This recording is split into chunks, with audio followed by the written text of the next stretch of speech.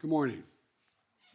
Today we learned that in March our economy created 431,000 jobs. A nice sound to it. We also learned that in January and February our economy created 100,000 more jobs than we previously had thought.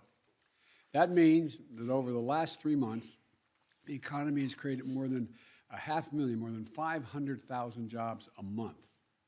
Over the course of my presidency, our recovery has now created 7.9 million jobs. More jobs created over the first 14 months of any presidency in any term ever. And that's striking.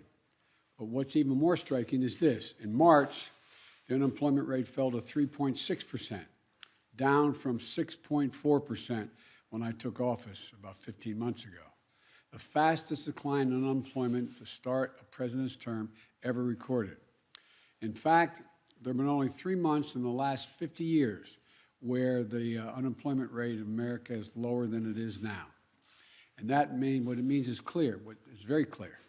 Americans are back to work. And that's good news for millions of families who have a little more breathing room and the dignity that comes from earning a paycheck, just the dignity of having a job. And more Americans get jobs as they do. It's going to help ease the supply pressures we've seen. And that's good news for fighting inflation. It's good news for our economy, and it means that our economy has gone from being on the mend to being on the move.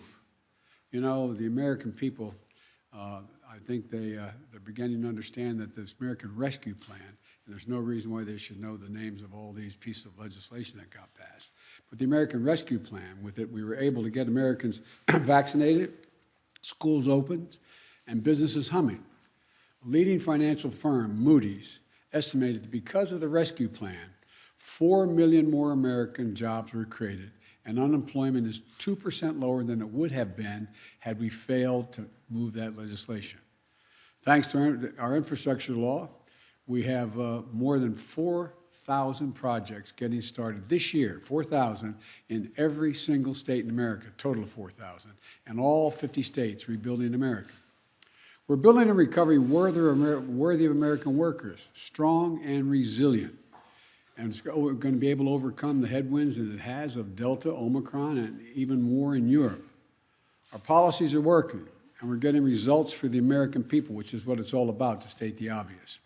Record job creation, record unemployment declines, record wage gains. And by the way, jobs and unemployment are not just another statistic.